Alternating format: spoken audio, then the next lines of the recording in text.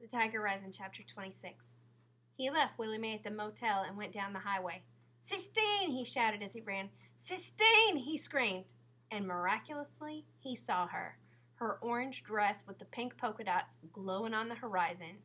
Sistine Bailey. "Hey!" he shouted. "Sistine, I got something to tell you." "I'm not talking to you," she shouted back. But she stopped. She turned around. She put her hands on her hips. He ran faster. "I come to tell you about the tiger," he said when he caught up with her. "What about him?" "I'm fixing to let him go," said Rob. Sistine squinted her eyes at him. "You won't do it," she said. "Yes, I will," he told her. He reached into his pocket and pulled out the keys and held them in front of her proudly, as if he had just conjured them out of thin air, as if they had never existed before. "I'm going to do it," he said.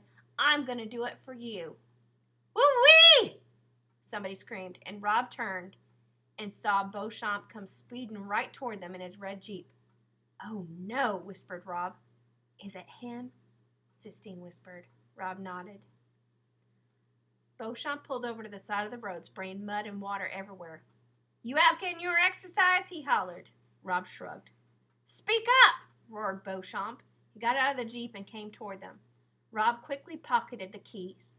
His heart thumped once, loudly, as if it was cautioning him to keep quiet, and then it went back to beating normally. "Well, looky here," said Beauchamp when he saw Sistine. "You out chasing girls, is that it? Man after my own heart. This your girlfriend?" Beauchamp pounded Rob on the back. "No, sir," said Rob. He looked at Sistine. She was staring so hard at Beauchamp that Rob was afraid the man might burst into flame. "I got more goods for you," Beauchamp said. "I left them back at the motel with Ida Bell." "Yes, sir," said Rob. "What's your name, little thing?"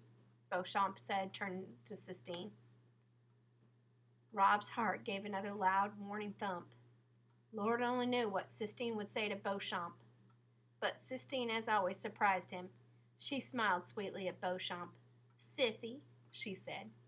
"Well, that's pretty," said Beauchamp. "That's the kind of name worth running down the road after." He leaned over to Rob. "Remember what we got going. You're keeping your manly secrets, ain't you?" "Yes, sir," said Rob. Beauchamp winked. His toothpick wiggled. "I got me some business in town," he said. He squeezed Rob's shoulder hard and then took his hand away. "You and your girlfriend stay out of trouble now, you hear?" "Yes, sir," said Rob. Beauchamp swaggered back to the Jeep, and Rob and Sistine stood together and watched him get in it and roar down the highway. "He's afraid," said Sistine.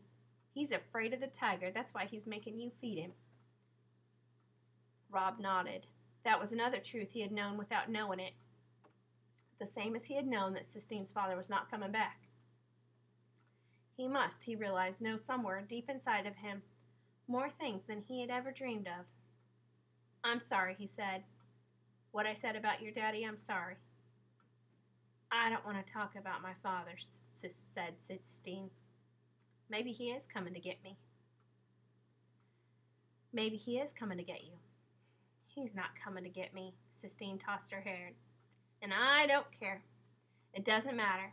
What matters is the tiger. Let's go. Let's go set him free."